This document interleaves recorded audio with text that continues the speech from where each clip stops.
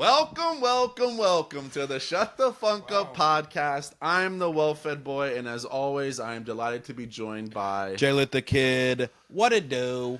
We're back. I know a lot of people, I don't know about you, but I got a lot of people in the text and the DM saying like, why does you guys quit? Listen, hurricanes happen, lives happen. You know what I mean? Like, we can't control everything. You think we don't want to be here every Tuesday? I mean, Jews do control the weather. But but well done. But yeah, I mean, like, we got stuff going on. We want to be here just as badly, I think, as you guys want us to. We want to be here too, but just things happen. But no, when we can't do it, it's a good one that we just can't fucking tell you about. How about that? And I think it's one of those things too where like we're building. This is like the sexual tension that's building throughout the movie, right, until the big release, right, if you know what I mean. And it just adds to the tension is a good thing, guys. Don't you want to get off? Don't you guys want to get off? We're gonna get you off. Don't you want to get off? There you go. Get off with us. It's always something. You always go. You always want to devolve into Dennis. Whenever Dennis possible. Reynolds from Always Sunny whenever I possibly can. If there's ever when I see a gap, I hit it. It's truly like at the core of Alex's personality that he runs parallel to Dennis Reynolds. There's a maniacal, narcissistic, right under the surface to me. Yeah, like all scheming. Yeah. Trying. I love that scene because he's turning to Mac and he's like, "Don't you want to get off with me?" And Mac's just so good. He's like, "Yeah." Like he's like he doesn't, but he's like, "Don't you want?" Yeah. Just pressing it. Yeah. But yeah, we're back. We're here. Missed you guys too. Episode 157. How'd you hold down the hurricane stuff? Everything was good over there? I mean, we got nothing. The tension was building, but there was no release. That was good. Hurricane Blue Balls for sure. Hurricane Blue Balls, that's what they should rename it. But it was... How's this other one looking now? I just caught wind of that, no pun intended. I will say, though, I don't know. I'm waiting. I always wait until... The day I'm before. I'm in the cone of concern. Right. That's truly when I hear those three words, that's when I know, and they have to be from John Morales. Yes. Or else... John Morales broke down. I know. Dude, my man, because he's a South Florida boy, but he was feeling for that West Coast. He was. He was feeling. He started breaking down in tears, just being like, "Get out of there, brother, if you can." But in like a Cuban accent. Yeah. Went to a wedding with him. Hey. Said what's up. Shook the hand. Said I love your stuff, bud. I bet do you think whether men and whether women, when they go to the strip club, they just absolutely make it rain or what? I think that they're the best tippers at a strip club. I think that they walk inside and they get noticed by like the big bodybuilding just ogre at the front that's making sure no one's coming in strapped. Yeah. He looks back at one of the ladies. They just bring out a briefcase for him. Yeah. And then he makes it rain. We got to make a song for the Yin Yang Twins called Weatherman, just a strip club anthem. We have to make it? Yeah. And why is Yin Yang coming back? Dude, I mean, who do you think of immediately as like strip club anthem, right? Like, I would artists. Say, all right, if we're putting together, I'm putting you on the line. Give me your top three. No, they're Mount Rushmore. Your Mount Rushmore of like strip club anthem artists. I'd say Yin Yang Twins, maybe number one. I would say they are. I would say Tyga. I would Tyga Tyga is getting on that list. Now we're talking about like an artist whose entire... I would say like Juvenile might be somewhere. There's got to be some type of New Orleans something in there, like a Lil Wayne. Like I feel like honestly, Juvenile's getting a lot of credibility based off of one song. And that's the thriller of... Isn't that the thriller of strip club jams? I'm going to throw this one out there. Back That Ass Up. I'm going to go on record. Back That Ass Up is the thriller of strip club anthems. Absolutely. Okay. And the video. Yeah.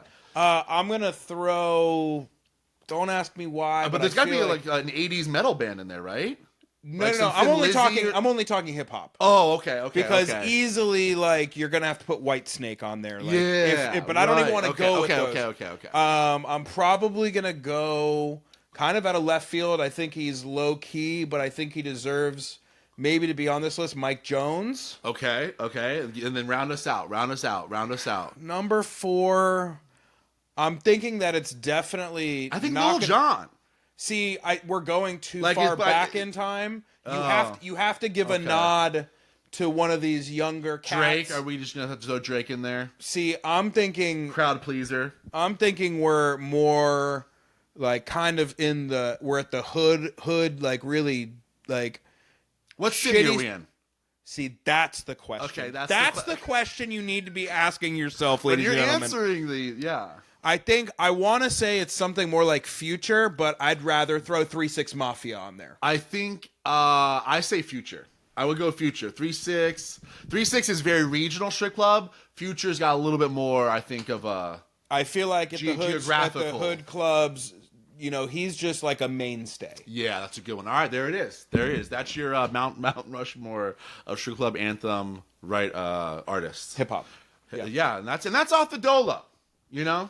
That's how quickly that happens. You got some submissions, hit me. That's how quickly that happens. Could I take back Mike Jones and go UGK? I probably could. Yeah, but it's not. That's more like for me. I want Mikey in. Is it my strip club? No, it's not. It's. I think it does matter where you are though, because like. In Cali, am I gonna get? That was funny when you were going through it. I was like, "Wow, West Coast hip hop is really not geared towards the strip club sound." I'm sure it's being played out there, but you're not throwing California Love on. Honestly, California Love would ride. But I mean, there's so many that would ride. I mean, you put Tupac, All Eyes on Me. That would be mine. I think honestly though, like there is a playlist of majority like Nate Dogg / there you go. Warren G-Funk. You might be / maybe some Too Short that could get the job. I like done. where you're some blow the whistle or something, right? Yeah, I could conjure a list together. You might be on someone with Nate Dogg. Like Lay Low, some stuff like that. Mm-hmm. Nobody Does It Better. Yeah. See now. Now you're in. Mike Jones might be out now. See? Okay. Yeah. So Nate Dogg might be like a sneaky, dark horse. Okay. Good to know. R.I.P. Let's get into the episode because we got a lot of stuff because we got we haven't been around for a while, so we got things to talk about, and Long John. Hold on. Tell me. Come on. Falls right into the list of. Why didn't you tell me? Yes. Are we actually good friends? Mm-hmm. What else is he holding back? Right. Why isn't any of that something that he should have told me about? When was he? If we didn't do this podcast, when was he going to tell me? Maybe that's like a late nighter on the porch. The wives are passed out, and we got gars, type of. It's like a lake house. Where are we? What are we doing? We're in the Keys. We're at your. Okay. We're at my place. Okay. Yeah. Fire. Yeah. Love that as the setting. Yeah. But I'm also like. I'd like for you to make a pact with me right now that when I think you do this every time. You definitely die before me, and me and Mary are packing up all your stuff. You will leave a list like in your breast shirt pocket. Okay, I can do that. Of more peacocks that I need to like. This is the list where you're dead. You've been holding out on me for 30 years on some of these names. And you got to get them all off your chest. Okay. And it's in your breast pocket, literally on your chest. It's in like one of my favorite cowboy shirts. It's in there. It says because you have a bolo as well. Yes. Yeah. Okay. It just says Jay Stay Paid. Jay Stay Paid, and it's just a list of peacocks. Gotcha. I look at them, I tear up. Elizabeth asks what is on that paper, I You say know, nothing, and I fold it back up and put it in my pocket. You go nothing, and you fold it back up, put it in your pocket, and then you turn around and you go. That's when you start turning, but you don't want anyone to see it. You don't want anyone to see it. Yeah, Long John Baldry, get on it. Yeah. I'm not gonna say that it was like the first time I heard the Blues Breakers type, but they're right there. He was right there. It's one of those that he was a little bit before him. But he was what's the word? Immersed. I thought it was a mesh one though. Mesh word. Whatever. In that whole scene though. Yeah. He was in and out. Alexis Corner. He was in and out with all the people that were. Yeah. Yeah. He falls in the Mayall camp. Like I said, he was one of the first. He is like pretty much the first. But it was great. Yeah. We got some, dude. I'm pissed, dude. I'm pissed. Cousin Mary won the Deadpool. Congratulations to Cousin Mary. Who did she even pick? Maggie Smith, the old chick, the old hag from Harry Potter. Remember one of the teachers? I think that's the only thing I know her. I don't actually know her from that because I've never seen a Harry Potter movie. Do you know who? But I know who you're talking about. Is it not? She's in some. She's a famous mom. Yeah, exactly. She was like a bitch. I see her as like she was like a bitch mom or bitch grandmother in something. I don't know. She was. She was a mom in a movie set in the Midwest. Yeah, in maybe Chicago. 90s, yeah, right. So, yeah, but Maggie Smith, she kicked the bucket, and so Mary, I know you're listening. You get 2 tickets, adequately priced to any concert of your choice, but per our approval. And you get that into us. You have a whole year. You have a whole year to do it. Also, I think it's fair just because we should also be talking about potential. Start getting your 2020 Project 2025 guys. Yeah, get your new picks ready. And we haven't heard from them because Carly won last year.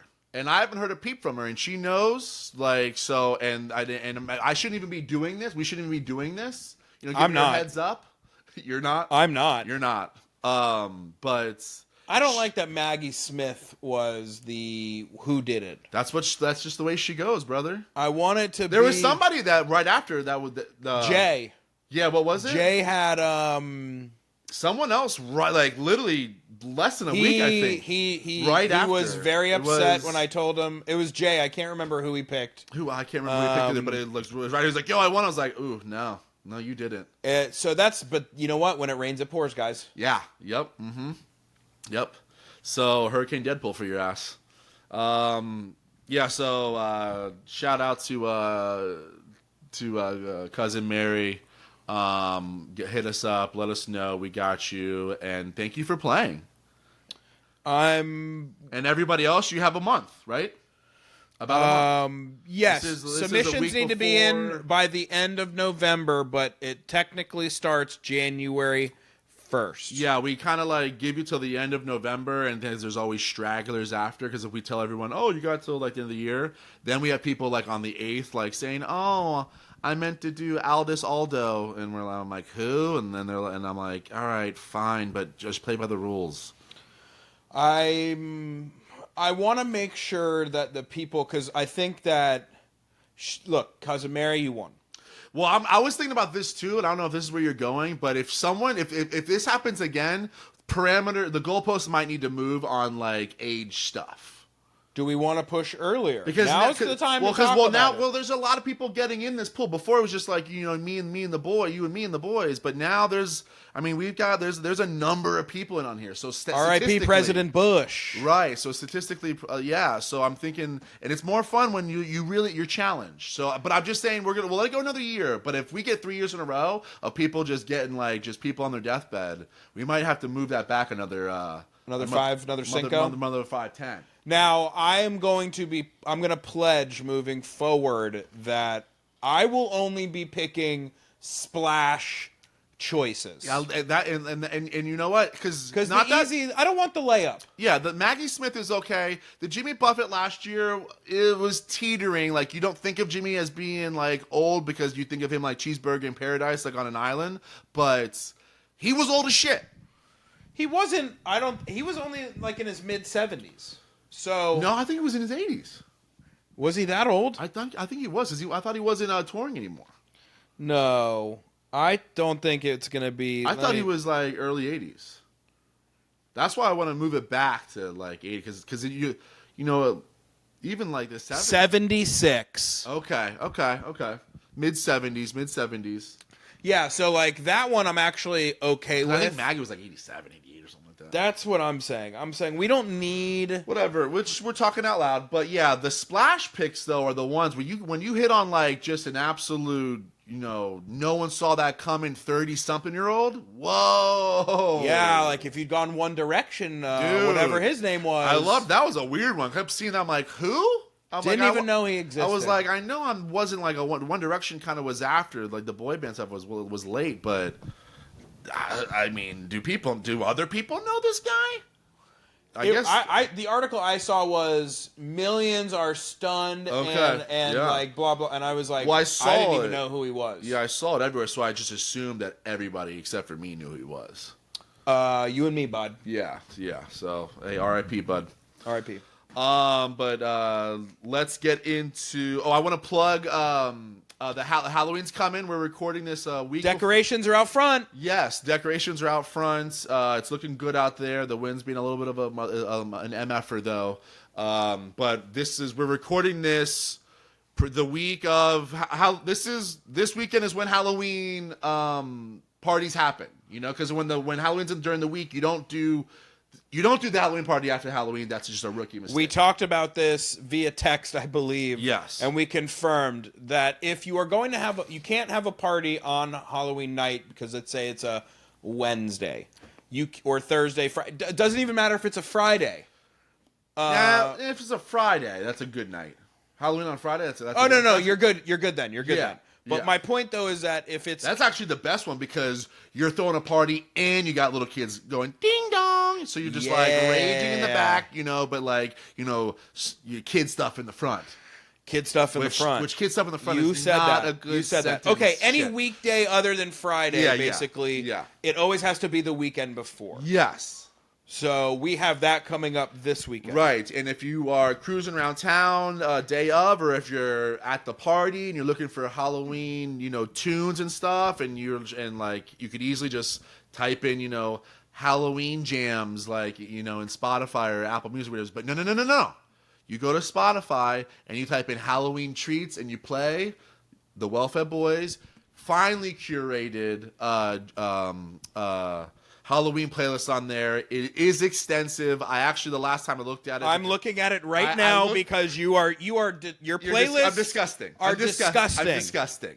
I went on a work trip a couple weeks ago. My God, it came up, and I was like, "Yeah, it's pretty real." And they're like, haha, and I'm like, yeah, "No, it is though. Like, if you really want all of everything, you just play it." And then the one chick tried, but she's like, "What's your thing? Let me look it up." And she looked it up, and she's like, "This says 16 hours." It's like something in Halloween treats. Quote: "Don't be scared. This extensive Halloween playlist is to die for." Oopsies. 13 hours and 57 minutes. I have a problem. It's a serious problem that I would love to address, but never will ever in my entire life. No. But yeah, it's all on there. There's cool interludes. You got Stranger Things. There's the old stuff. Guys, there's 14 hours. He had to fill it with something. Yeah, that was the quota that I was told. Yes. Halloween treats though on Spotify. Go check it out. Play it at your local establishments and parties and car audios. Yes. And actually, I'm glad we dipped our toe into this, dipped our little candy corn into this. A little witch finger? Yeah, because as I do, every time I come over to the Wax Museum, I go check the calendar. Yes. That's what I do. Alex is a big I am a work calendar on Outlook I need guy. it. I don't need it you are- digitally. I need it you're an like analog. I'm an analog calendar. He is a guy. big I need analog to calendar write it. guy.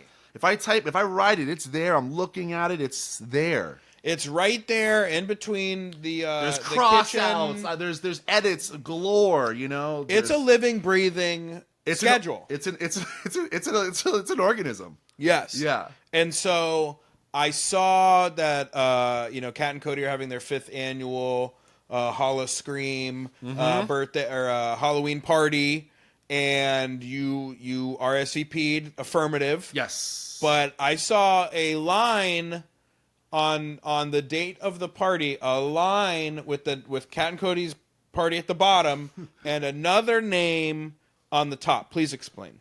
So as you and the listeners know, the boy's locked up. You know, he's got boot down. I'm locked up. Dude, you know what I'm saying? Like, I'm not You're in love boot with this. up.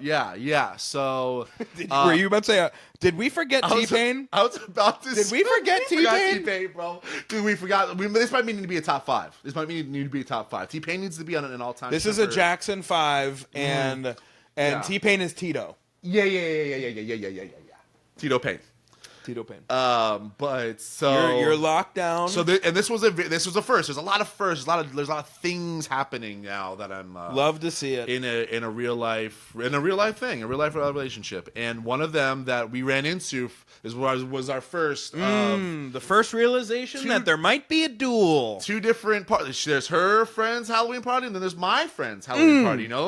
You know, there's like their Thanksgiving dinner than ours. You know, your ride or die best friend, right? Is that one party? So I was like, you know me off the rip. I was like, oh well, like fucking, I don't know about yours, but like Jordan's, yeah, like that's just dope. We going up, yeah. But, like I wasn't even like kind of even asking, and she was like, well, nah, like Karen does it every year, like I can't miss it. And then I went, oh, you just go to yours, and I'll go to mine.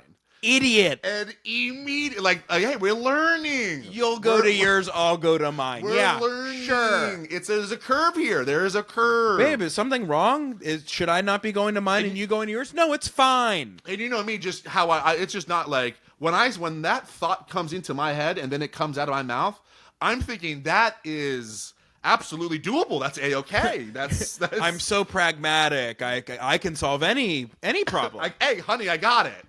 You know? And I'm guessing that didn't go over well. No, she literally goes. She literally like looked at me and like with the face. I was like, shoulda. And then she goes, we'll go to both. And then I was like, I don't like that answer either though, because I don't want to leave my boy's party. Well, hold on, because that was the next question. I immediately am now like, I was like, all right, well. You know, who's we going to? Because in my mind, I'm like, I'm trying to end up at, I'm trying to, you know, with my people. I'm trying to end up just, with my people. It sounds like, by the way that you're even describing the situation, that is not. That's not how it goes. And again, we're learning because now it was my first time where I was like, oh, this is the compromises that Jay talks about on the podcast. Now, does that count as future credits and points for me? Now, that was one of the questions I had. Here is the layered answer. Because I know there's... Here is the layered answer to that. What is that? For you think by conceding and not going after the argument... No, you're going halvesies. Okay. But you think by not pushing the agenda of...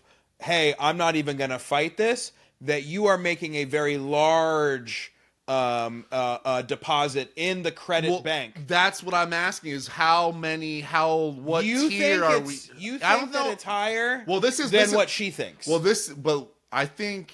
She's like, all right, you're putting some money in there, but you're not like, you're not dropping off a bag. I think it's a wedding size check. No. It's a birthday check? A grandma, you're 10 years old. It's a savings bond. It's a savings bond. Wow. You want it to be A wedding present. You want it to be a wedding present, check? Well, because this is how I'm gonna play it. I'm gonna be like, you made us like have to do halvesies on the Halloween thing. And she's like, yeah, but then I go, and we went to like my guys first, and it end up at yours. Like I'm gonna go, it's a layer. There's a little nacho layerness. Now, that's where I'm gonna go. You think that it's a Happy Gilmore check that's in the back of his car? Check. And it couldn't, and it's not even an oil check. You see what I mean? Yeah. Now here's what I do think you could hit her with this tomorrow and say, all right, but next year, flip flop. See, oh god, that just made me. Oh, I hated how that sounded. Why? It's good, but because I'm not used to that. I'm not used to doing that like flip flop. I don't like that. But you want to go back to you go to yours and I go to mine? If this is the game we're gonna play, Alex. If this is the Alexander. game we're gonna play next year, we ended up at J Stay Paid. Okay, that's how you play it. Okay, see, I didn't even know that was an option in the play.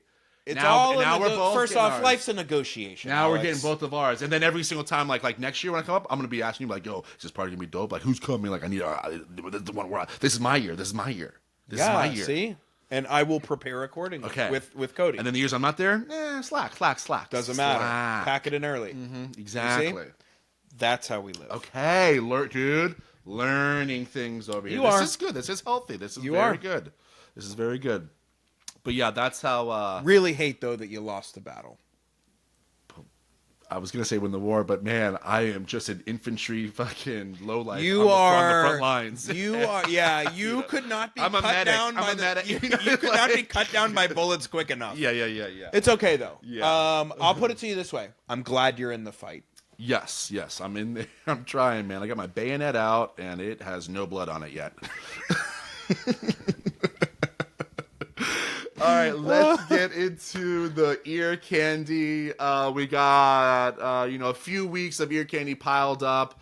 I was not able to get a few of yours. So sorry, I was only able to get one of yours. I know you don't believe that whenever I say it, but I also wasn't able to get some of mine. I was able to get a good majority of mine. I'm being censored directly before the election. You know I would never censor anything when it comes to music, so that is just patently false. He did it anyways. It's still his fault and not mine. Fake news. Yeah. He's a dog in the street. He's a liar. He's eating them. Yeah. You're eating the records. Yeah. But I'll get into. You want to get your little guy out of the way that I get into mine, or I'm sorry. That was I'm little Marco over here. Yeah. I will say. This, because I want to give you the quick backstory here. Let's do this, because for the Spotify listeners and the non-YouTubers, I'll play your other one. So right now, ready? Right now, let's bang out some Nas, right? Yeah, this is the Made You Look, but it's the remix, and here it is. Yo, that shit, dude, I forgot about that one. Dude, Jadakiss? It's really just the Jadakiss verse. It really is. You're just waiting for Jada. You're like, all right, there it is. The Jadakiss verse is so fire. Yeah. I forgot about it. The song, the original this is kind of like a Godfather 1, Godfather 2. I don't know which one is better. Either one could make an actual argument. But both classic songs, so throw that in there. Just that's more of one of like, it came on when I was working out and I was like, forgot about this one. Yeah. Then added it to the playlist. And for you guys. Yes. Now, the second one, this was, we went to Norma's 65th birthday party this weekend, and it was a surprise birthday. And it was at this restaurant, but we were dancing and going crazy. There was like 50 people there. Right. And the guy, the waiter came up to us because they play like Hispanic music, like on Friday and Saturday nights with a DJ. The DJ was good. Where was it at? Did you say it already? It's called Brimstone in Pines. Okay. Just so you know, it's extra Hispanic. Okay. Okay. For all of you people that aren't watching on the YouTube, the Jordan's eyes right there, I felt them. Yes. But everyone was dancing, we're drinking, we're having a great time, and towards the end, the guy comes up to me, he goes, yo, your family is lit. And I was like, yeah, they are. I didn't even go there with him. You don't say. But I was like, what do you mean? Like, you guys have DJs every weekend. Like, this is like, there's a bunch of fucking people here. Yeah. He goes, it's not like this. He goes, your table's got everyone up. You guys started all dancing, and the entire back patio was dancing. That's on brand, though. And this song came on as one of the bangers. I'm gonna definitely just butcher the shit out of it. I'm gonna butcher this. Yeah, it's gotta try be your hardest. Oiga Mire Villa, and it's Guayacan Orchestra, and it's a bop. I got such a funny video for you too. This one? Yeah, it's like super old. I found like a really Dude, crunchy this guy one. was playing like such fire Hispanic. Si huele a caña, tabaco y brea, usted está en Cali, ay mire vea. Si las mujeres son lindas y hermosas, aquí no hay fea, para que vea.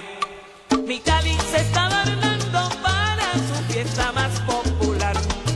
Con caña dulce el melao hierve en la paila hasta amanece. Habrá corrida de toros y por la noche fiesta y rumba. En Cali mira, se sabe gozar. En Cali mira, se sabe gozar. De día su sol ardiente hace que mi Cali se caliente. De noche sus callecitas con farolitos se ven bonitas. Afinen bien las orquestas que este año sí vamos a reventar. La rumba empezó en la sexta, bajo a Juanchito esa remata.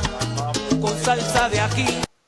She goes, how do they know every word to every song? And I was like, Dude, Mom, these are the deep cuts. Yeah. And she goes, how do they know how to dance like that? I go, Mom, first off, this is like listening to the Rolling Stones for you. Like, you don't understand that this is something so incomprehensible Fleetwood Mac, that everyone knows all of these songs. Right. And with the dancing, I was like, Mom, like, this is how they've been moving their body since they were a child. Like, this rhythm is like built in. Love it's, it's in the meat. It's in the pork. That's why it's it's hard to, I think, for it to translate, because even if you like learned that type of dance and you weren't from that culture, it's like having swag, or like you just can't recreate it. Yeah, you gotta. You can't. No, you can't. Yeah, but that shit right there. Yeah, and if you are watching on YouTube, the video is excellent. I grabbed a really good crunchy one. It's so good. It's a really good crunchy. But that's video. like, to me, what they should look like. Right. Yeah. You know what I mean? Yeah. Like, live performance, that's the music video. Just show me what you got.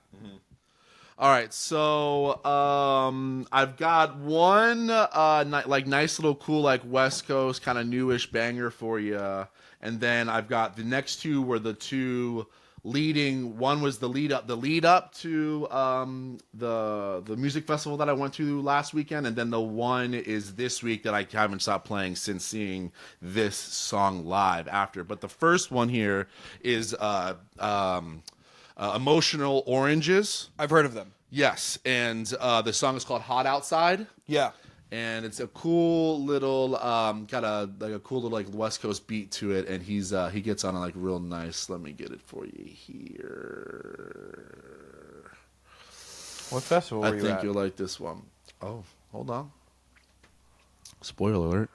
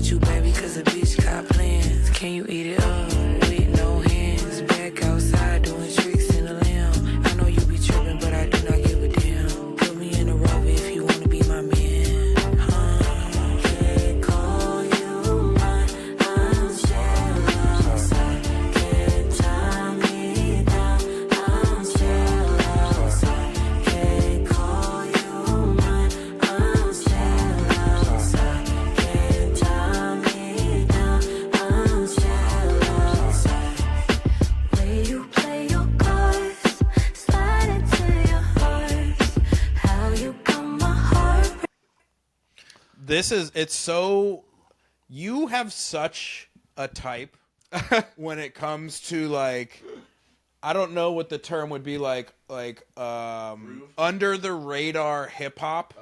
Like you have such a type where it's gonna have something in the beat that makes you, it differentiates itself from like typical hip hop, and you're also gonna have, like you said, these groovy kind of like, not everything needs to rhyme lyrical pattern. Yeah. There's something about that shit that always, you are like a fly just right to that fucking light outside the front door. I'm just like, what? This isn't a normal melody. What is Yes, you are very like King Contrarian, like your dad, when it comes to that type of stuff. So as soon as you started playing this, I go, oh, he took this and threw this right in the playlist immediately. Yeah, that is so true. So funny. That's so true.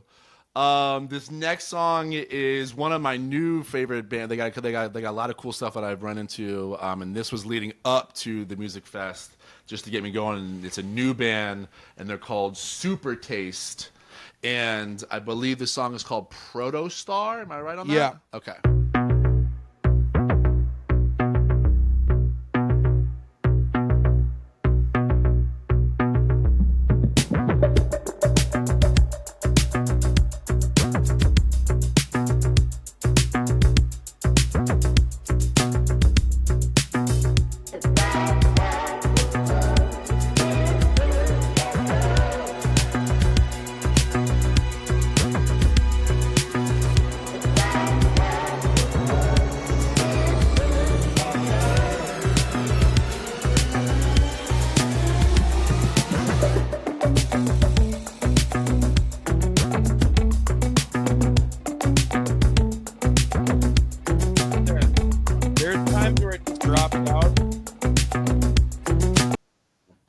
My funny observation about this is there's also something that's very funny about Alex of you, and this is for a lot of people, but you can hear the exact moment that he goes, that he went from to Yeah, it's like when it comes in and just like that guitar in the back.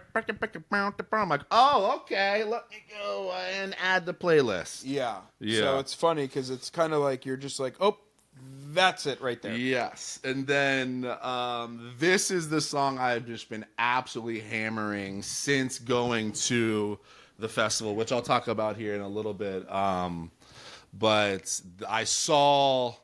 I knew this band, and I was like, looking forward to seeing them, and I went and saw them. But this was the song that I won.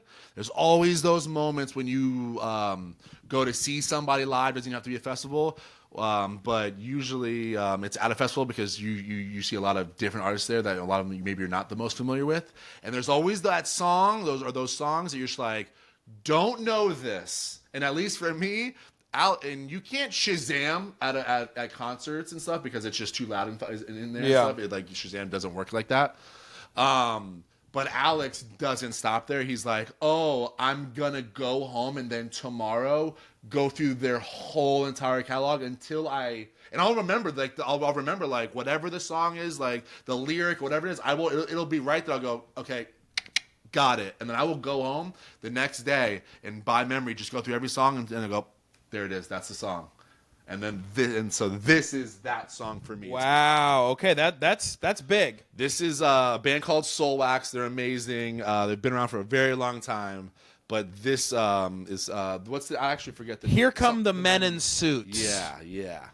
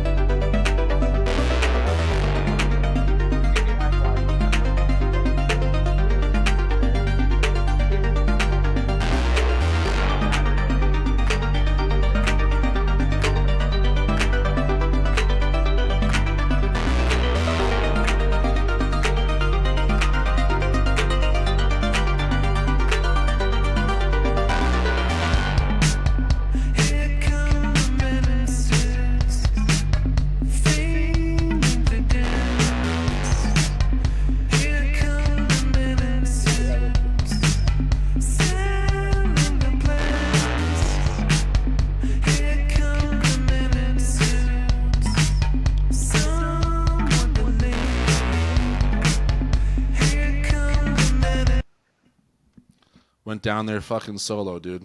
No, I couldn't find anything to go with, but I had to go see Justice, you know. But yeah, I was telling Jordan, the band was they're an electronic band, as you can see, and it's 4 guys, 1 girl, all on modular synths. Like your modular synths are the synths that have like the big plugs and knobs in front of them, so like you can so you're patching everything, basically all the sound instead of doing it digitally. It's all analog, and they all have these huge knobs on them, and then right behind them on 3-story tall scaffolding were 3 live drummers. And it was really cool. It was the first time I've seen like 2 before, but I've never seen 3. And it was really cool because when you mic up a bass drum, it obviously has a very different sound than a digital, drum, like a DJ's like dropping. Like the digital, it's fuller, it's fucking, it's more crispy. Whereas an analog or a drummer's drum, a bass drum, when you mic it up live, you've got outside sounds and stuff. Like there's a lot of bleedage, there's a lot of leakage and stuff like that. So it was cool because you had 3 moderately, mic'd up bass drums, which made this huge, full, really bubbly bass, like one that almost sounded digital. I was like, wow, that's really smart. I can see what you guys did there. And then on top, they all weren't just playing like the same thing. Like one would be on like the highs, one would be on like just the snares, and one would just be going nuts on like, the hats and shit. It was just like the toms and stuff. It was really cool. It just sweet. Yeah, it made it sound like really different. But yeah, so Soulbox was great. But yeah. I got a couple. What did you learn this week? I got a couple. What did you learn this week? What I learned this week is that I'm curious. I didn't know this. Or maybe I had kind of like the very basic understanding of it, but I heard a podcast this week and it made me think, and then I stopped for a little bit and then went back to it and listened to it, and it was a super cool thought. But what I learned this week is Jack White's record label is Third Man Records. Do you know what the Third Man theory is? Oh God, I do. Because I heard a podcast about essentially what it is and how it's become like a thing. I don't remember it. I used to know it, but I don't remember. I'm not going to take a stab at it, but no, I don't remember what it means. But I know it goes back in the day of something with the bass, or like there should be I think people think there's 3 members. I can't remember. So it originally started, and it's like a psychological effect that people who are essentially like on the precipice of dying or in a very like high level fight or flight situation seem to have like this thing happen where they think that they're going to die, or they're in a situation where they're going to die, and there is like a person that appears in typically like mentally like in their head and is helping them work through the process of surviving. Okay. And they gave an example of this guy who was above where the plane hit the towers at 9/11, and how he got out of the building, and how he was like on the ground about to die from smoke inhalation, and the guy was like, get up and turn this way, go down this staircase, open this door. And it's kind of like this defense mechanism that they're saying. Also, the other example, which was really fucking cool, this lady was diving. This lady's fucking psycho, but she went diving down into this underground cave by herself with only like a rope that she would take with her to like figure out how to get back. And she basically let go of the rope and couldn't figure out. She's in this underwater cave, underwater, has no clue how to get out. And this person in her mind appeared and said, go this way, go that way, go this way, go that way, and you will get out of here. And she only had like 10 minutes of air left in her tanks. Definitely had no idea where to go. Third man syndrome, bro. Okay.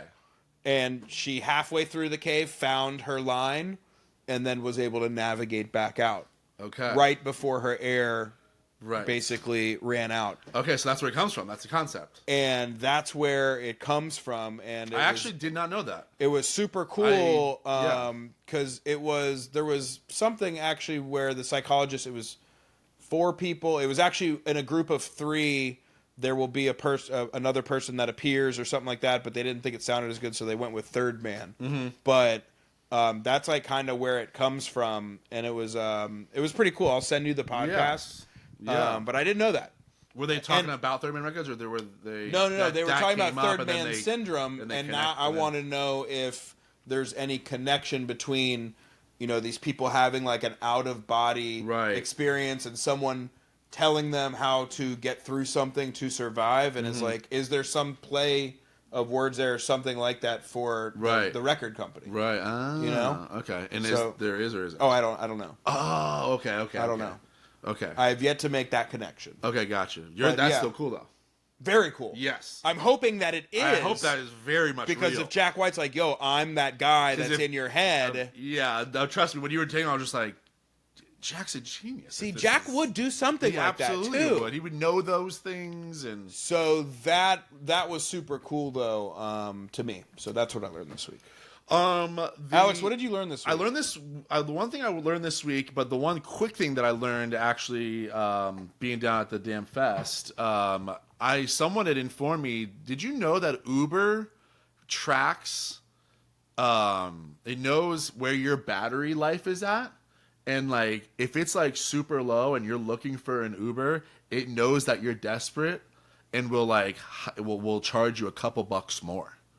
Really? Yes. It's, like, one of the things that they have, like, in the software. So it's just desperate mode. It can tell, like, it's either, like, when your battery's hot or, like, or the actual, like, metered on your phone, and it's just like, oh, if you're in red and you're looking for an Uber, it knows you're desperate, and it'll just, like, bro, you're paying $10 more now. Because he knows you'll fucking be like, okay. That's so fucked. Yeah.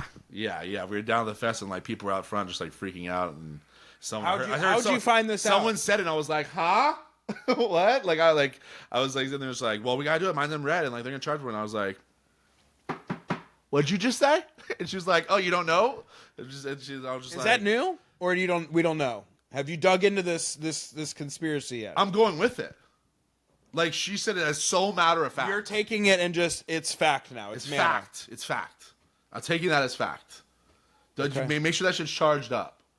Or schedule it. When you're in yellow, schedule it. I think what you do is, like, if you're in a group, this is what you do. Whoever has the highest you have to order percentage, That's you how have to order the Uber. That's the new rule now. Hey, actually, we're all drunk Which is kind of fucked up, because that would mean you're on your phone the least. True. And you're being present. Yeah, you shouldn't have to. So you shouldn't have to get fucked by the people that are definitely going to be. But guess what? This is life. Yes, exactly. And you have the most battery. You are the most responsible. You have to order the Uber. Yes. But the main thing that I wanted to get to, the main thing that I learned this week was there are currently right now, and this is something that I think we need to think about for probably Valentine's Day. And I'm going to tell you right now, we're going to get this. I'm going to for each other. I'm going to get one for you and I'm going to get one for me. But I'm going to get this for us for Valentine's Day. There are pills out there that they sell currently that make your farts smell like chocolate and roses.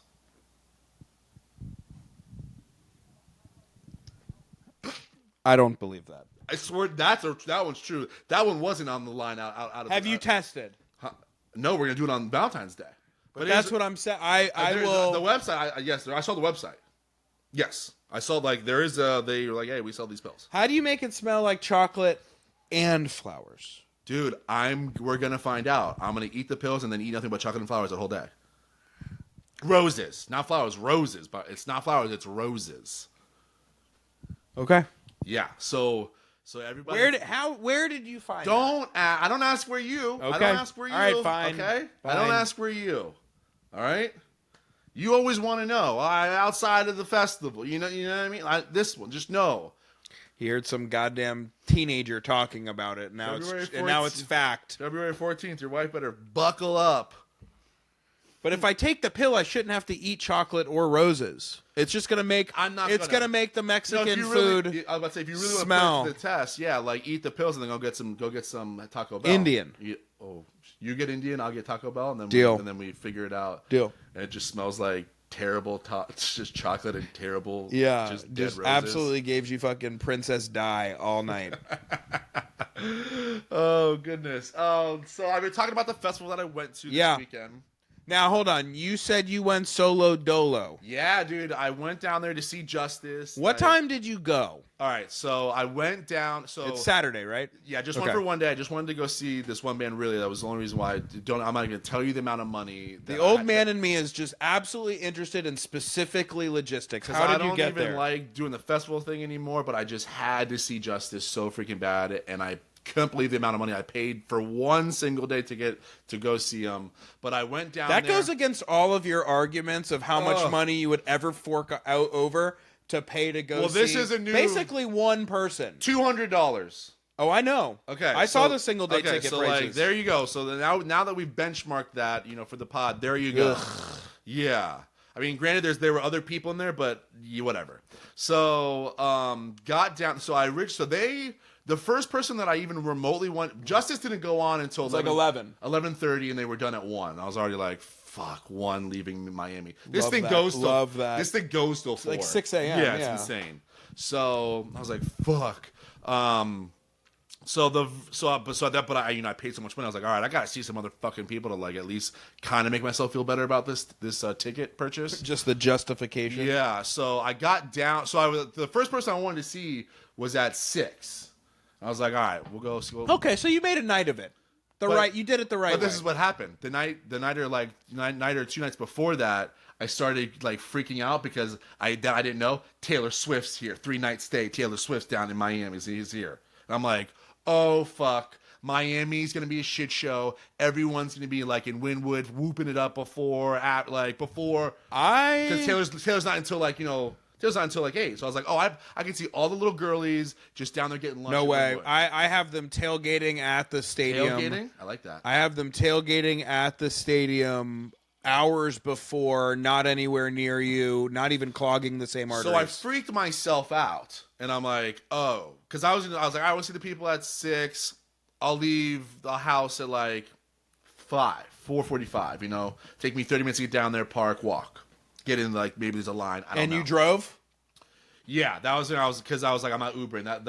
That was the other thing too. There was no parking around the whole entire where it's at. It was like you either you have to park at these 5 different garages and then ride shares. It was all like, you're ride sharing out here. And also the ride shares not out front. You got to go to like this zone and this zone. Hate that. Yeah, so I was like, oh, this is nightmare stuff because I need to get home, You are one where when it's time to leave, we're getting out of Dodge ASAP. So I was like, all right, Alex is drinking and he's behaving and he's smoking a lot of fucking dro and cutting back and like just, a few Bud Lights, and that's just what it is, baby. All right? That's Love it. that. That's it. Bottle, I was doing every 2024. Every 2 beers. Hey, let me get a Zephyr Hills. Let me get a water bottle, son. Gone. That's just what it is. So I freaked myself out with the parking and stuff because I was like, all right, I need to get parking. If I can't get in like one of these garages, I'm fucked. And so I left at 3. Oh my god. I went down there 3 hours before. Easily got down there. Easily parked. No problem. Got like number 1 garage, right 5 minutes walk. But it was fine though because I actually got to go to this smash burger place that I've been wanting to try down in Wynwood, Cowie Burger, and it was phenomenal. And then I went and we went to Gramps. Then I went to Gramps. Have to. And then at Gramps, your family, I was good. So it wasn't too bad, but I did freak myself out. Could have easily gotten down there like at 5. But the show was amazing. But there's a few things I wanted to go over with the festival. A couple of them were just, one, yeah. So I'm sure we'll just go through how I wrote them down. The women attire at these festivals, and I know we all know that. Love it. I mean, you're doing. Let God's your work. Freak flag fly. I am such a fan. Everyone's down. Everyone's behaving. No one's gawking. It's just everyone's just living freely. I think honestly, it's amazing. Look, I know I'll probably get some pushback on this, but the Miami Wynwood specific music festival, I think you're gonna get to see like a lot of cool fashion. Yeah. And not just like, the ass that's hanging out, because that too. Well, it was cool. It wasn't like, the Coachellas or the Bonnaroo you see where it's like, girls like with butterfly fucking things on and like, no, they're just like kind of around. industrial, kind of like chic. Yeah, like asses out with the fishnets, but like, she but doesn't have like glitter on her thing and like have some weird thing in her hair. It's just like in a ponytail and we're keeping it moving. I've always liked that about 3 Points because I feel like the true music heads come out and they're a cornucopia of different types of people, and that's the shit that I love about Miami. Yes, it is Wynwood. Yes. You know what I mean? And it's been a while since I went there because I went the first 3 years and then remember I fucking finally was done with it, and so I haven't been back for I think it's like 5 years. I've been it's before 2020, and so this is my first time back to 3 Points, and it was very, very different than the first 3 years. It's way bigger, which is way cooler. The stages and sound were awesome. They were impeccable. I was super happy with all of that. Every single stage sounded amazing. Technique Records was there. Mikey he used to be the guy that ran Radioactives. Mikey was there, and I haven't seen him in fucking 10 years, something crazy. So I popped over to Technique Records. They had a pop-up where they were doing like all vinyl stuff there. Dope. And they had like they were selling records there, so it was cool to like go over there, check out that stuff and see Mikey. But I saw I told you about Soul Wax. That was amazing. The 3 drummers, the knobs, all that stuff was really cool. One of the things I saw too that I've never really seen, and maybe I don't know if like I'm a noob and I haven't seen this before, but I saw this DJ duo, Rango Truco. They were amazing. Didn't know who they were. Awesome stage, pulled up on them. They were playing really cool house music, but they were. Do you know back to back B2B was when it was basically when one plays one song, then another. It's called back to back, and like one plays one, and then another one, and then just go and they go back to back. These guys were cool because they would like one would come up and just like. He'd play like maybe 2, maybe 3 songs, maybe even 4 songs, like just do his thing, and then he would just like turn around to his like guy, like, yo, you up there, and then like he would come, and then the next time he'd play like maybe 2 songs, and he'd be like, the other guy would come up and he'd play like 1, then he'd go back, and then the other guy would play. It was just like a different back to back because it was cool because they weren't playing to each other, they were playing their own sets in just little tiny spurts. That's cool. And it was really cool because after about like 30-40 minutes of it, you were like, oh man, I can't wait till that one guy comes back because he's gonna go back to like that other shit that he was like. It was really cool, and that's cool.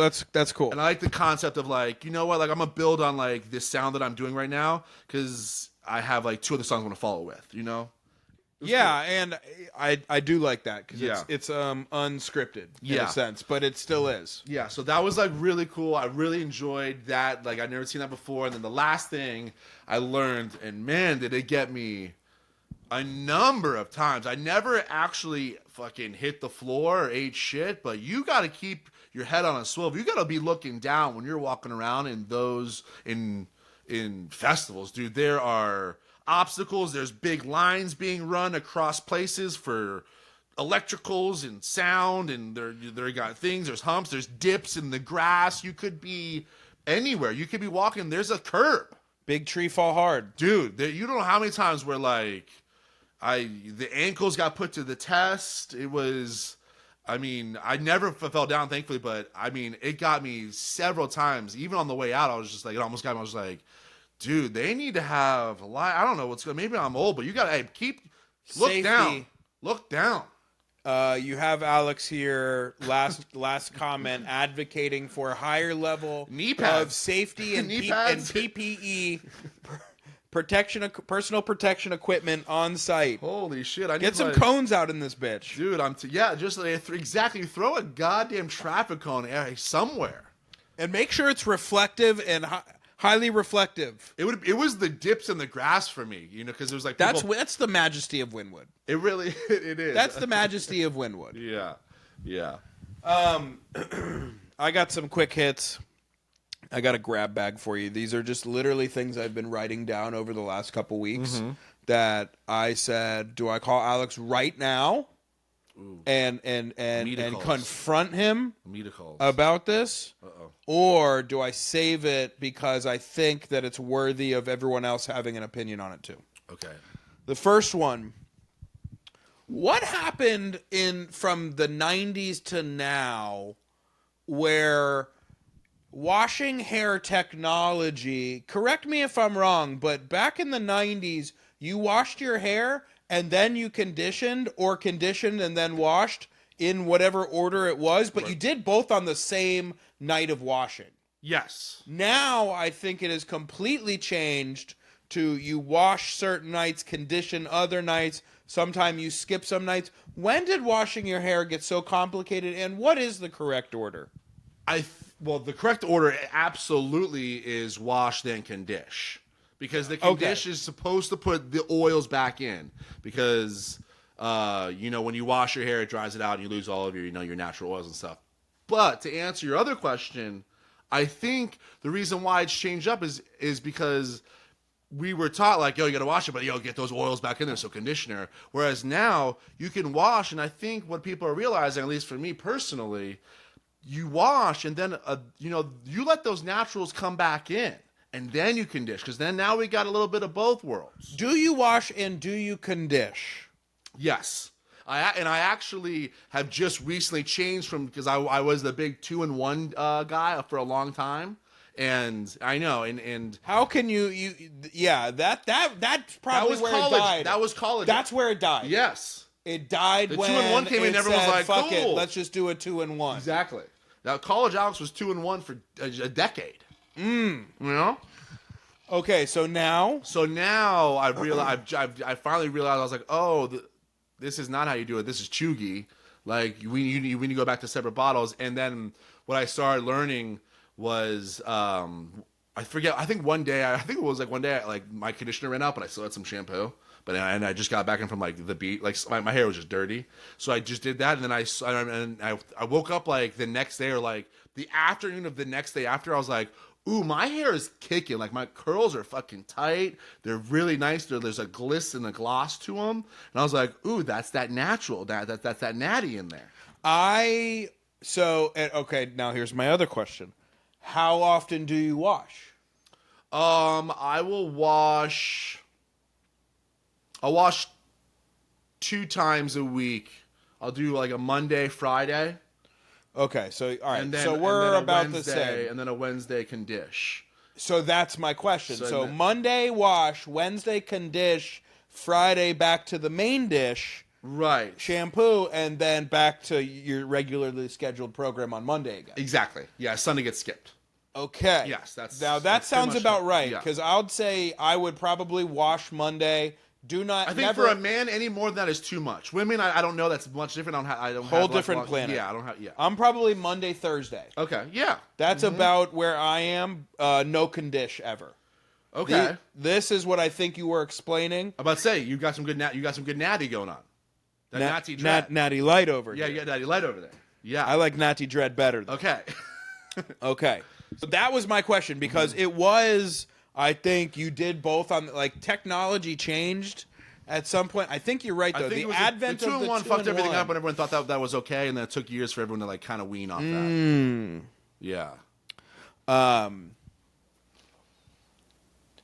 I need you, because it's now being reported that he's coming back, but I need Alex Benson's opinion, Tua opinion. Oh, I think they're going to get right back on schedule. I have full confidence. I think it's going to be one of those funny narratives of, like, hey. Well, go back even further. Where do you stand on the? I think he's got one more in him. I think he's got one more in him. He's got one more. I think one more. We guys see this through. One more. My boy just got paid. He's like, dude, I just got fucking paid here. Like, let's get that, like, offensive line. I'll get that because that's the one thing that everyone's like, oh, word. If you think Tua is going to come back, and if you think the offensive line is going to be a bunch of dogs the rest of the season, you're sadly mistaken. They're not going to let that boy even remotely. This whole week, no one else has even been there practicing. The O-line's the only people that have been showing up for practice. They're not going to let him touch. They're not going to let it. I think he's going to come back. I think they're going to get right back on schedule. I think they're squeaking the playoffs, and I think it's going to be one of those, like, towards the end of the year, a lot of the Dolphins are going to be like, damn, I can't believe we thought that. I feel like, thank you. You're kind of taking me off Suey watch, because I would be, put it this way, I would be absolutely shocked if he comes back and, like, barring obviously no injury, it's still terrible. I would be, would you not be? I would be shocked. if Tyreek Hill just doesn't have just fucking. I don't know. I don't know anymore. Okay, you're good, dude. I'm telling you, damaged. That O-line is not going to even allow anyone to sniff a pineapple. I love what you did there. Dude. I don't want to put him on the all set list. Okay, but he can be on notice. But I think he is no longer cool. He is now too mainstream. And I think, because as people age gracefully, like, he's fallen into this lovable, can't do no harm. People forgot about his past. But I think I am oversaturated on Snoop Dogg. Man, it's wow. Sometimes like these moments happen in this pod. They're so much fun to me because we're simpatico. I forget what it was. I think it's the voice. Olympics. It was something with the voice too. I saw like something with the voice of him like crip walking like for like a promo thing, and I was like, this guy needs like I'm all about getting your bag. But man, you got plenty of bag. Like, I think you're gonna ruin it. You might ruin it for people, and everyone might be like done with you. It's a weird. I thought you were like cool rapper that was going to somehow like transcend into like maybe some TV or like movie, like little stuff like that, which you did. But like when you're doing the voice, the voice is the wildest one because I'm just like, you don't sing. Yeah, like, that's why when I saw him on the voice, I was like. Dude, we've got like Christine. We got Michael Bublé. You're sitting next to Michael Bublé. What is happening right now? Yeah, I'm at a point now where I'm like, 20-year-old you would be looking at you right now, wanting to fucking check you and kick your ass. I blame Martha Stewart. He got that older. Audience, and everyone was like, let's cash in on that. But what's really been disappointing for me is like. You're not just a gangster rapper that wanted to fucking keep it real. You've kind of now turned into like one of these like egomaniac like celebrities that like you can't stop being in the public eye. Like you would never see Jay-Z do any of that. Nah. Jay-Z moves silent in the background. He's got his businesses, Yeah. And he's just stacking. He's a Snoop's not a mogul. But it's just odd to see someone like him who I never would have thought would have fallen in the category of like, reality TV. Is Snoop chuggy? Is he getting chuggy? Honestly, I'm at the point now where I wouldn't say he's all set, but I'd say he's chuggy. The hip hop delegation, I think, would trade him away for a 7th round pick or lower. Chug dog. Chug.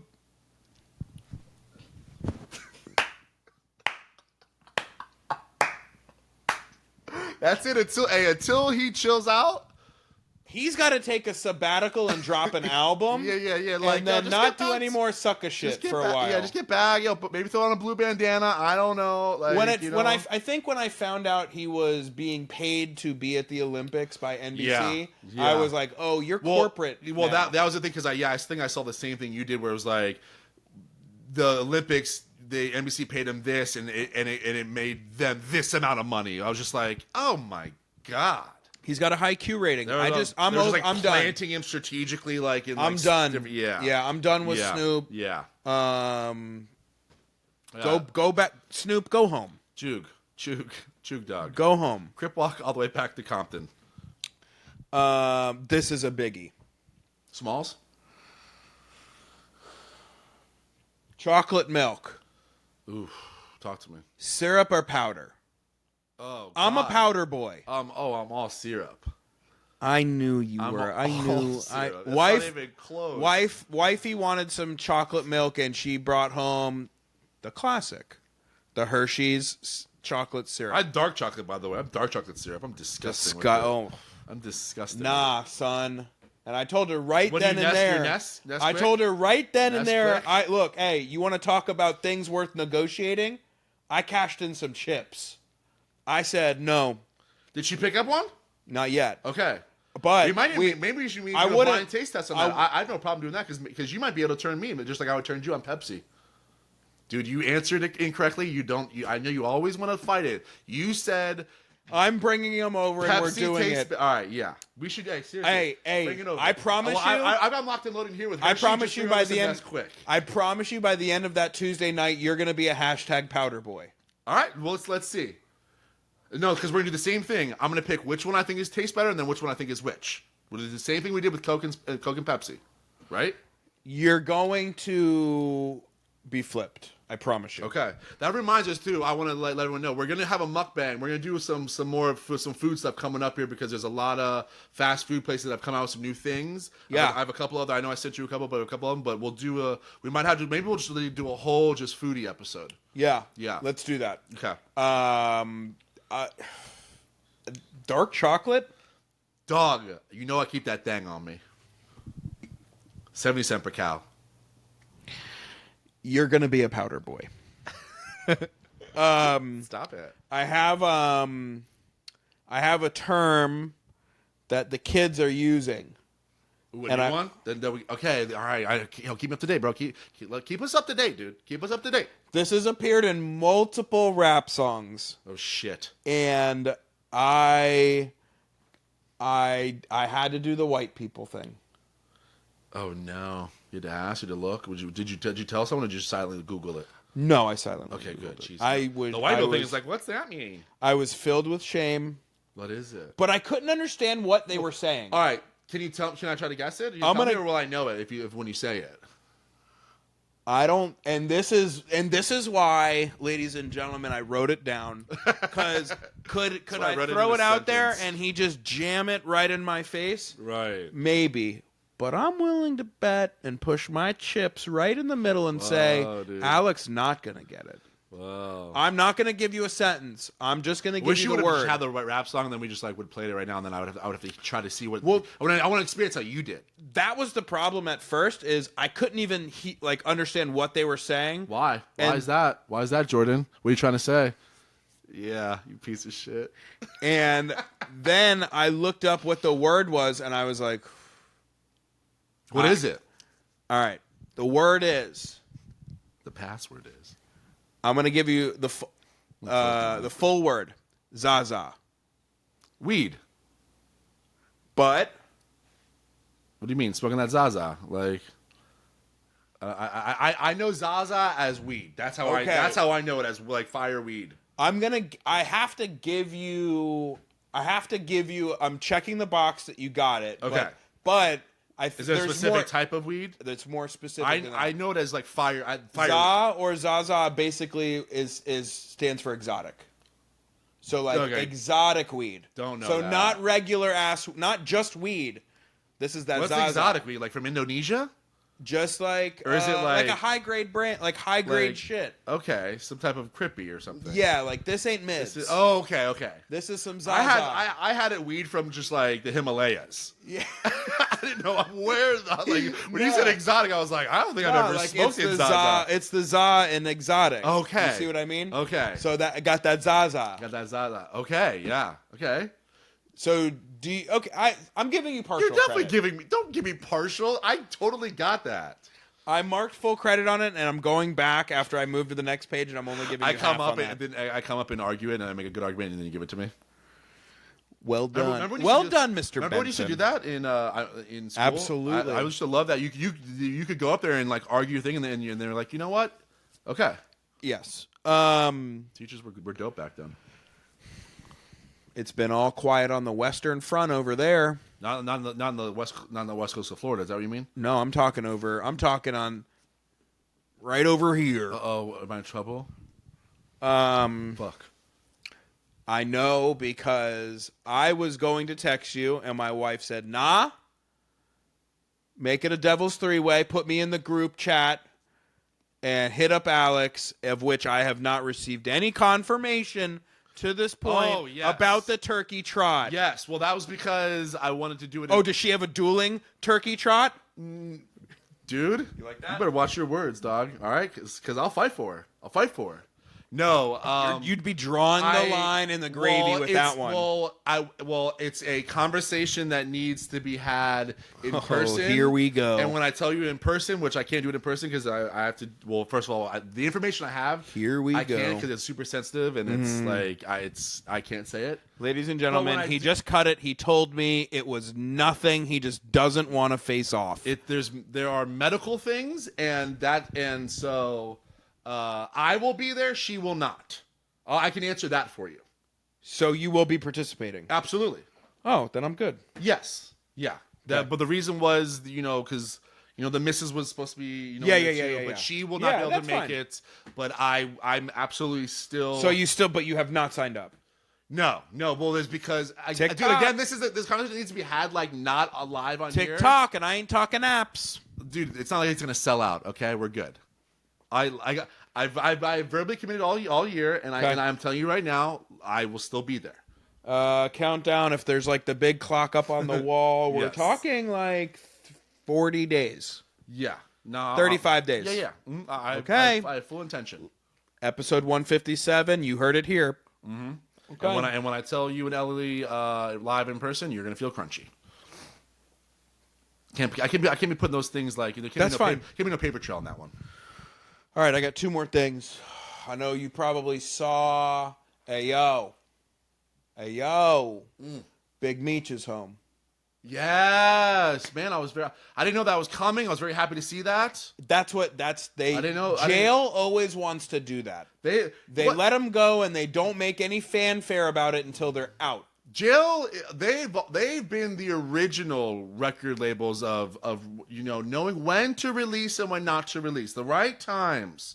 Keeping things under wraps. Yeah. So Big Meech is out. I remember early 2000s. Yeah, that was awesome. When he got locked up and wondering, man, he's going in for like 30 years. It didn't look good. I wonder where we're all gonna be when this guy gets out. Yeah. Doing a podcast. Yeah. Shouting them out. Yeah, man. I was really happy to see that. I didn't see it coming. And God, I wonder what he's doing right now. What's Big Meech doing right now? Big Meech, because I saw that it got confirmed because there was like a celebrity Did Big barber. Meech, did Big Meech just get out and he's like, "Yo, call up Diddy. Let's go to one of his famous parties." They're like, "Oh wait, buddy, you've been gone for a minute. Let me catch you up before you call Diddy." Oh boy, sit down, big guy. I love that. Hopefully, was what. It's like where he went with that. I just talked to him a few months ago.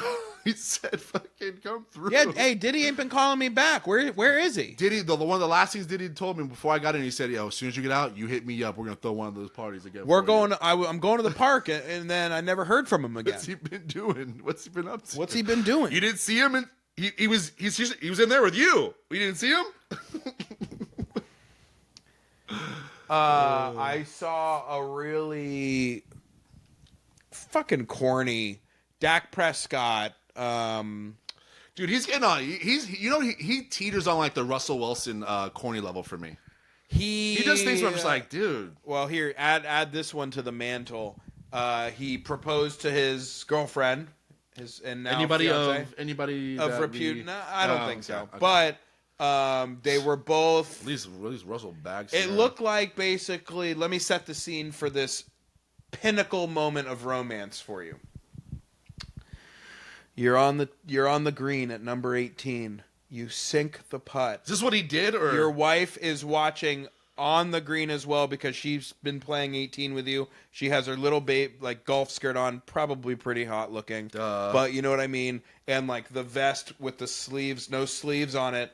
And the picture is of him, the putter is dropped, he is on one knee, and they were on the green as if in the middle of a golf game they stopped and he popped the question. That's better not but he better have had the ring inside the hole, so when she goes to get her ball, she goes, "Wait, what's this? Idiot." Absolutely missed opportunity, but I thought that was super just kind of like corny and whack. Dude, he always does corny shit like that. My question to you is, remember when he got the tattoo? Did you ever see that? Yeah, he went under. He got put under anesthesia to get like a whole back tattoo. It's like, that's not how. Yeah, I think we talked about it on this podcast. Yeah, that guy is. Yeah. Now, he teeters for if me. you were going to pop such a question, in which dramatic way would you do it? And it better be better than Dak. The dramatic way that I would probably pop a question would, honestly, I might do something like super corny too, but I would do it on like, some cool like hike or somewhere, like going through somewhere where it's just us, and it's like somewhere around like wilderness, ocean, water, boats, something like Nature that. stuff. I would be doing mine. I've always pictured myself, if I ever did it, nature stuff. It wouldn't be at a concert. It wouldn't be at a dinner or something, or like our first date. No, I would. It would be somewhere like with some type of nature thing going on, and yeah. I was camping. We were supposed something. to do ours. I was supposed to do it out at the front of the boat, but it was just bad weather, so we had to do it like at the house. Right. But I was supposed to be you had nautical. You were there. You were there. Yeah. I always told wifey that the real way I always wanted to propose was I would have Alicia bake the ring into a waffle at Waffle House, and while she was cutting up her waffle, she would then see the boulder smothered, covered in diamond. I love that. And smothered, covered, and sparkling. That's it. Smothered, covered, and sparkled. Yep. That's what I always wanted to do. I bet that's happened before too. She Absolutely. didn't give. She said after the fact that she's glad I didn't do that. But that's that's her opinion. Yes, right. She's lucky. All right, that's what I got.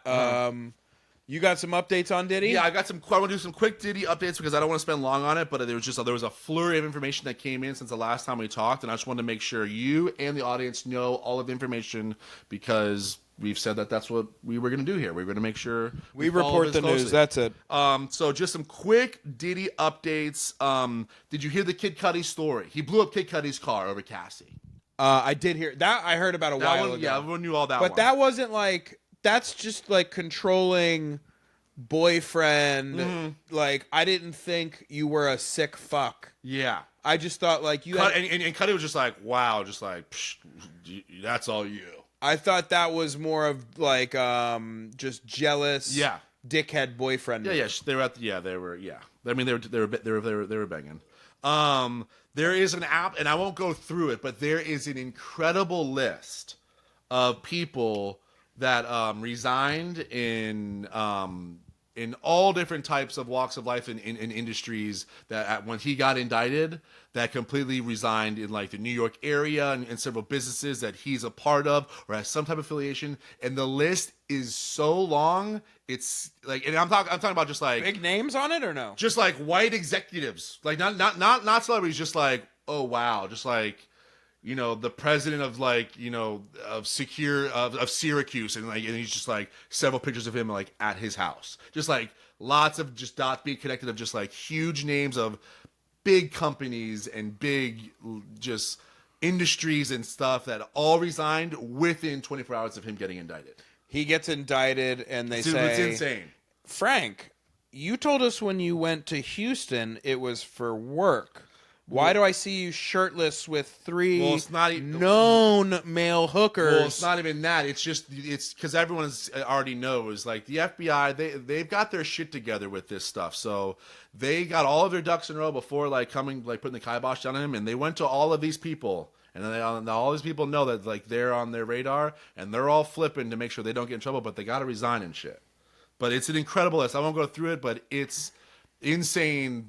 All of the different places and people that he had, because he's got everything's on video. It's in court documents. Like everyone is recorded. That's what he was doing the Epstein shit. Damn.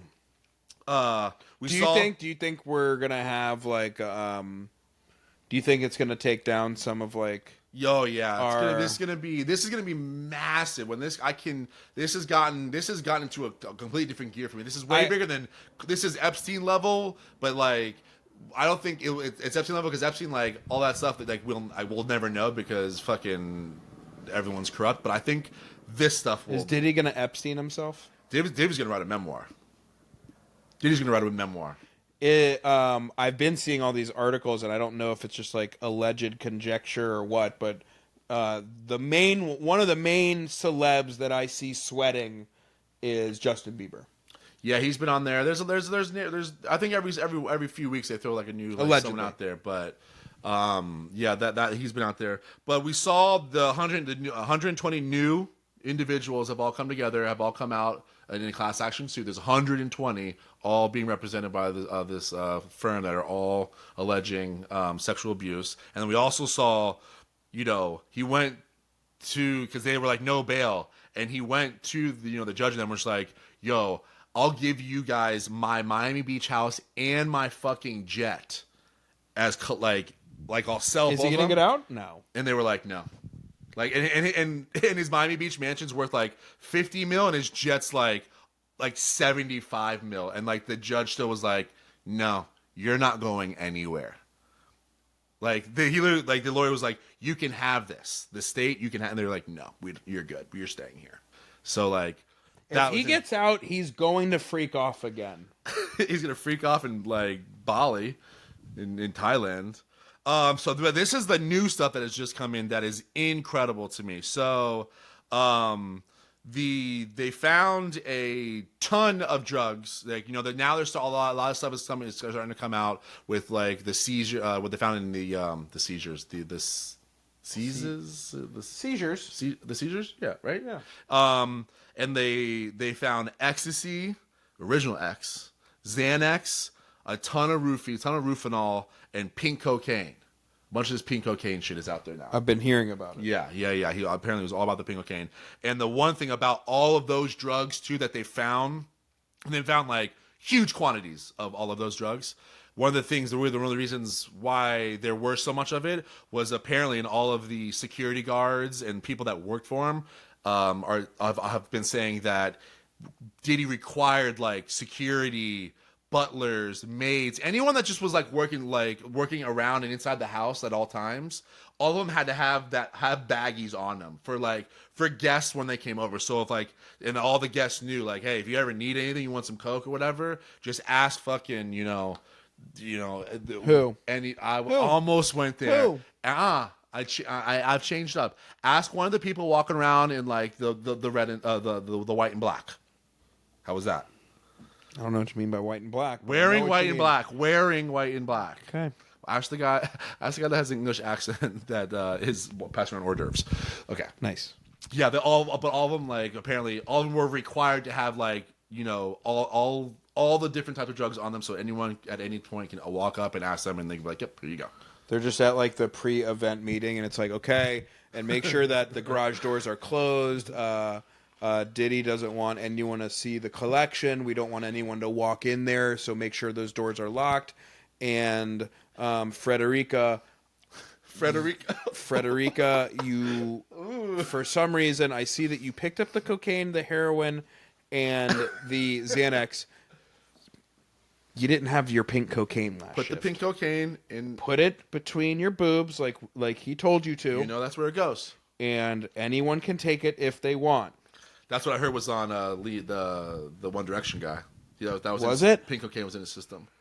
I guess it's like this new cocaine where it's cocaine, but then also has ketamine in it. So it's like it's an up or downer. It's like a disassociate. Like you're high as fuck and you're like amped up, but you're very disassociated.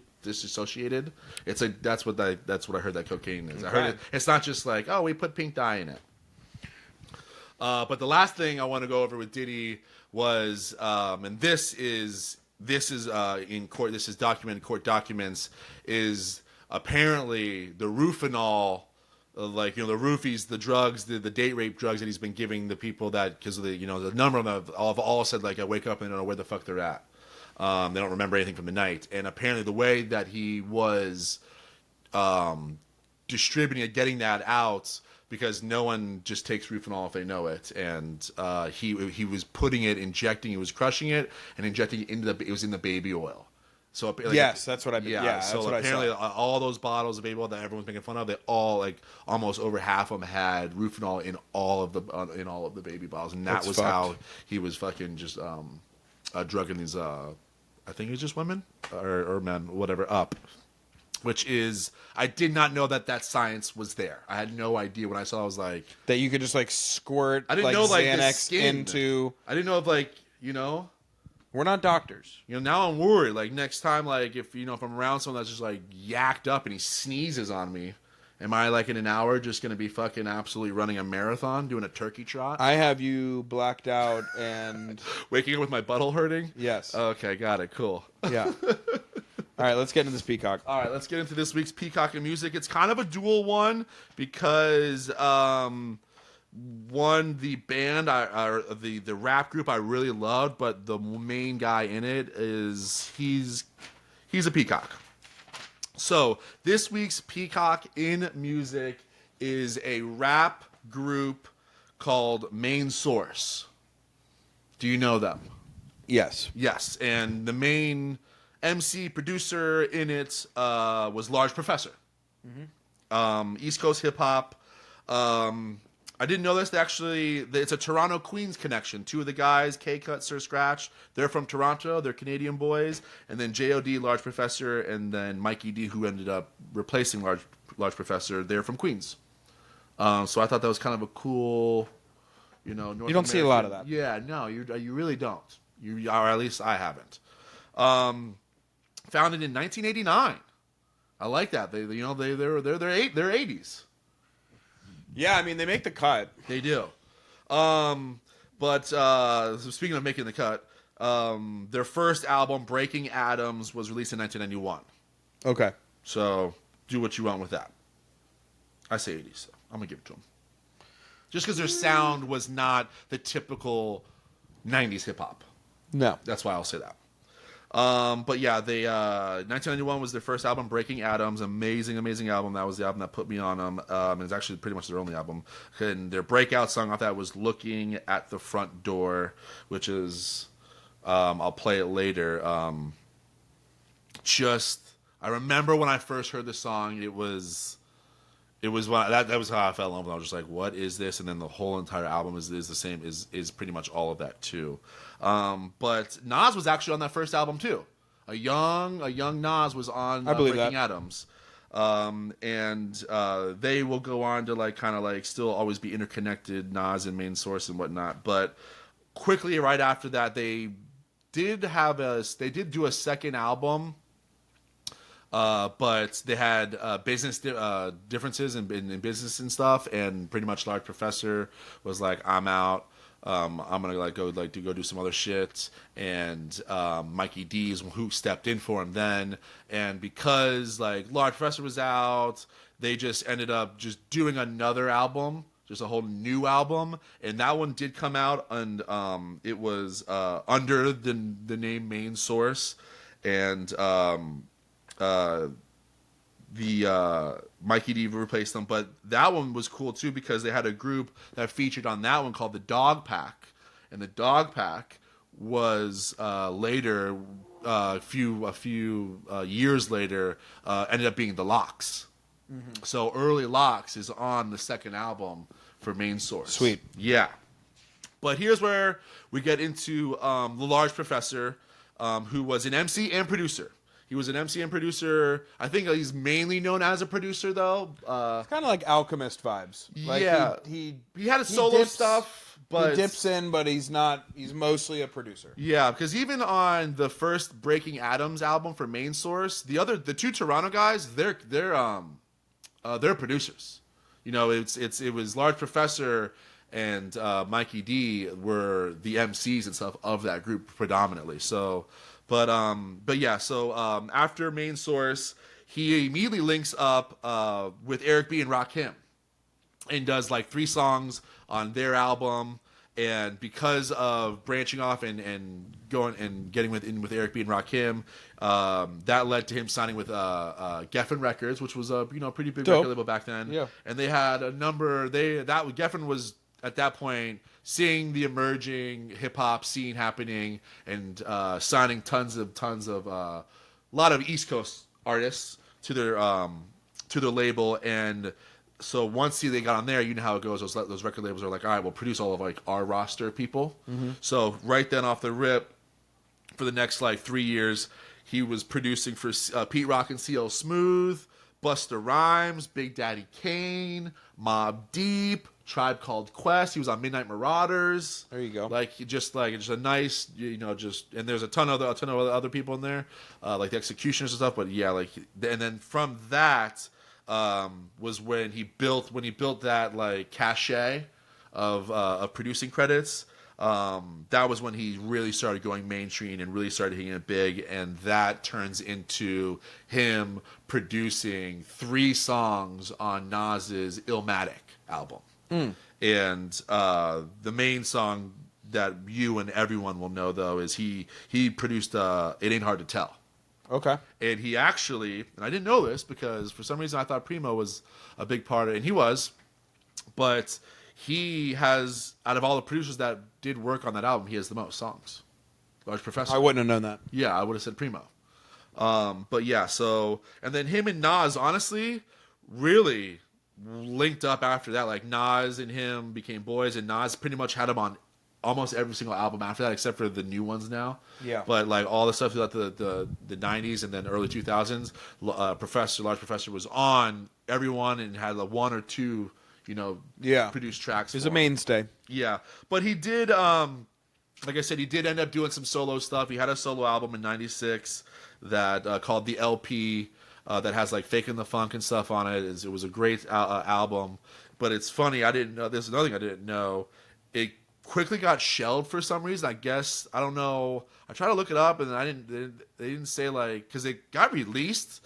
But it was one of those things where like it got released, but they're like, "Ooh, this isn't gonna hit right now." So like the label just like pulled it from all the radio stations and like shelved it. But then 13 years later, they put it back out, and then it like had some. Then it had like some pretty good success on it. 13 years later, really, which makes so much sense because if you do the math on that.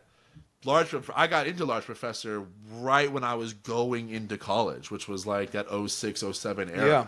So that makes sense. And because I knew Large Professor on his own before Main Source. Got it. So like that math always like worked out for me. Interesting. But yeah, he's still doing his thing. Main Source, they get together every once in a while, but not really. I don't think there's really a big market for him and stuff. Yeah.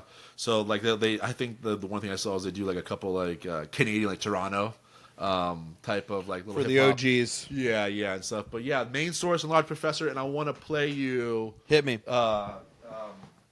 Looking through the front door here for you.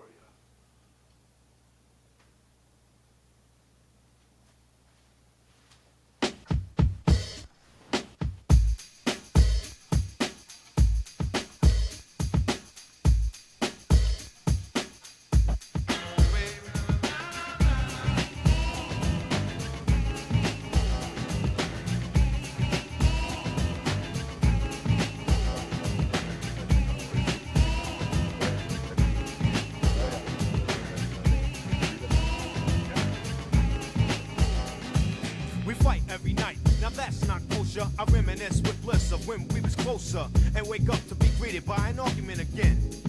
You act like a 10, so immature. I try to concentrate on the cure and keep looking at the front door, thinking if I were to evacuate, you'd probably be straighter than straight and wouldn't have so much hate, cause you don't know. Yep, just what a funny time for music videos. Yeah. If you're watching on YouTube, it's great. When you see it, you know it. Yeah. It's one of those things. But yeah, check out Main Source and Large Professor. Just that like very niche early 90s jazzy sample bass, but no gangster stuff happening. No. As you can say, I'm kosher, like even the lyrics they were not explicit, or because once you got that thing slapped on you, or if you did it, there's no radio play. So it was just a very, very one of the just very really cool time in hip hop that I always loved.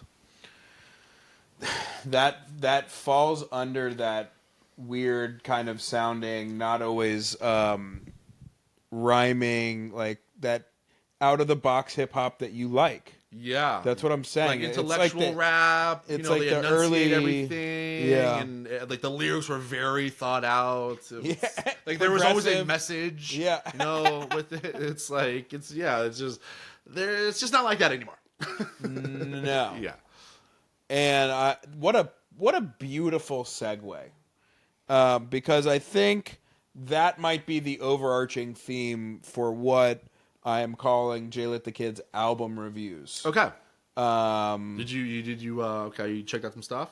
I got five albums. Okay, what do you got? Over the last couple weeks? You know me, I've been in this weird resurgence of hip hop. Like this year specifically. Yeah, it's been and really I've been awesome. I'm trying to give these youngins a chance. I think we are as impartial as we can be. Yeah, and it's not We just could like, easily snob up it, but we don't. so I got a couple albums here, but it there's a reoccurring theme here.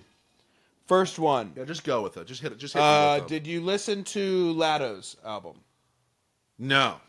You know who she is? Atlanta. Yes, I was just rapper. the reason why I had that face was I was like, wait, was I supposed to? I don't know if you had told me. I'm out here just taking swings Okay. at stuff just Okay. for the people. Yeah, absolutely not. How was it? Was it all right? No. No. Okay. Glorilla.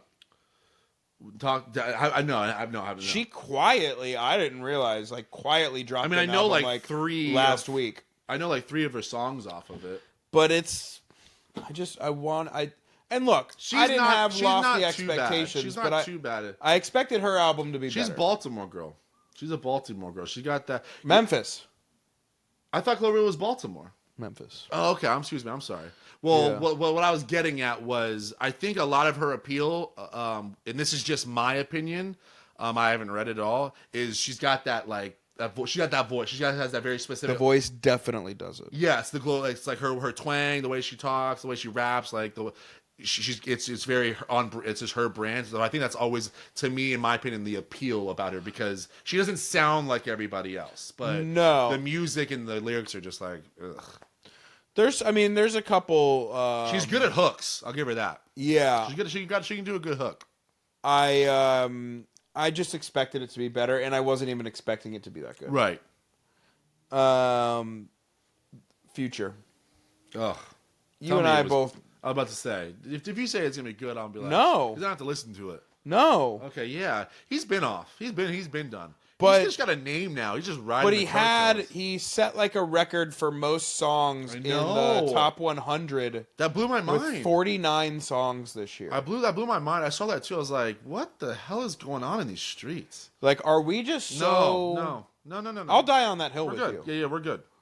Now, the last two kind of hurt a little bit. Because I wasn't really expecting those three. I said, let me But these two were like, ooh, they got new album. They were probably the two most people I listened to this year. Okay.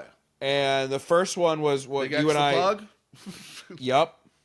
Oh, he has a new album. I didn't even know. Yeah, the album dropped last week. Oh, shit! I didn't even know. No, we're all the. I feel like you've sent me 7 bangers this year. Were they not on there? They are, but I'm it? excusing all of those songs because they were already out for so long. Well, that's not fair. That I was listening to the rest of it. Yeah. And honestly, all the bangers I've been sending you, I wish he would have just taken all those and put that on as the album. Oh, so he there's 3. He did 3 because I swear you've sent me at least 6 this year that are all just yup. I like all of his took, 3 other of those? I like all of his other mixtape stuff more than I like the album. I wonder if he couldn't get it cleared or he just didn't want to do it or something. I don't know what the deal was. Damn, I'm sorry, dude. I'm sorry about that. No, check the album. I'm gonna check it out. I'm gonna do a re-listen. I'm gonna check it out. But I'm sorry that happened to you off the first rip. Because you've already said it. He will be the #1 most listened to artist, and because of his stuff and the working out and it just always being on those playlists, he's going to be. He might have a clean sweep 1 through 5. I know you said that to me the other day on the phone, and I was like, I love that. I can't wait to see. I can't wait to find out. The other one, which was also sad, and it was also interesting if you've been was this seeing the one we talked about? Some of the stuff in the news, and that was Tommy Richmond. Yeah, that album was trash, if I may. I don't and honestly, they both... The songs were, you know what? and I hate to cut you off, but you know what it is. You know it's when it's like, oh, there's songs on an album, and they're just like, oh, these aren't good, and then there's songs on your album where you're just like, oh, these are like really not good though, and like every song that like wasn't good, it was like really not good. There was like one little thing you could find.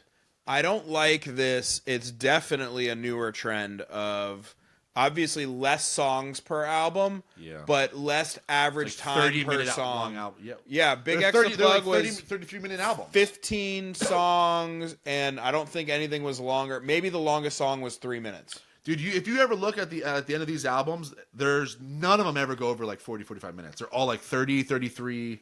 Like, which I'll give Latto and Glorilla some credit. Both of those albums were 15 to 17. Like, it was a good 45 minutes to an hour of songs. But, like, Big X was, like, maybe 30 minutes. Yeah, Tommy's was even less. I told you I had it as a as one of the weekly ear candies. And that was the only one because outside of, Devil is a Lie and obviously... Which wasn't on the album. Yeah, which wasn't on... Thank you. I was about to say, which wasn't on the album. And everyone knows Million Dollar Baby, which wasn't on the album either. Yeah, right. I go, those were on the album. So there was one song on there that one I thought was good. It's called I think it's called Number 9 Remix. It's all one Number 9 Remix. It's all like one word. And that was the only one on there where that one was really good. I thought it was really good. It was Tommy Richmond, had the R&B. He was, doing his singing and also like rapping, and the beat was like that sound. But man, like I said, everything outside of that wasn't even good. It was really bad, I thought. And once I thought again, he really limped into it. There's like stuff he's put out in the last like 6 to 12 months that all of that stuff was better than what he put out on the actual album.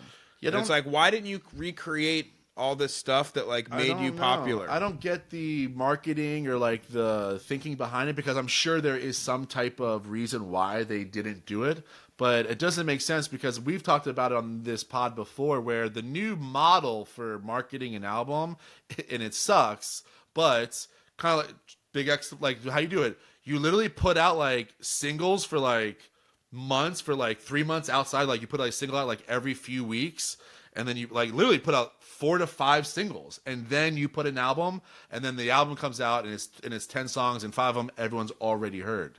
That's been the model. Then you go on tour. Like that's literally how everyone markets it. Rock, hip hop, doesn't matter what it is. Pop, that's how it goes. Dua Lipa's album, they're all the same way. That's how you market it. So maybe he was trying to be like the anti to that. Is the only thing I can think about. Well, there was also this like, I don't know, controversy, if you want to call it that, of like he was trying to distance himself from even being hip hop, and like he was saying he's R&B, so he didn't want to take all these interviews when people wanted to, and now he's kind of flip flopped and gone the other way, and it's like, yo, I'll totally do that. Now he's trying to get out there. I saw that too. So, I was like, and everyone's like, we're good. I don't understand why you wouldn't have put some of those songs on there, or just I don't know. It felt like you hyped this album and then it wasn't even as good as some of your mixtape stuff. Yeah, well, and also too, unfortunately, when you do the like man behind the mask thing and like be like very mysterious and hide and not be out there and not do that stuff, it causes more people to want it, and then you need to deliver on that. Correct. Because if you're gonna be the cool mystery man in the mirror thing, you better like be Michael Jackson. You better come correct. Because if you don't, everyone's gonna have the sentiment that you and I are now sharing. Correct. And I think that's what happened, and I'm not happy about it right now. Yeah. Well, I didn't know. I'm gonna check out Big X The Plug though, because I didn't know that, and I'm glad you told me, because I have to. I'm gonna give both albums another listen. I did Richmond twice, and it wasn't. Okay. Because I like you, I was really wanted to be good, and I was like, oh, maybe I was in the right headspace. Maybe I wasn't like being creative enough, and I was like, oh no, like I said, I thought he limped in. I thought he was lazy. I thought it was a very lazy album. Yeah. All right. I'm gonna check them both and just see if I was right. We'll see you next week.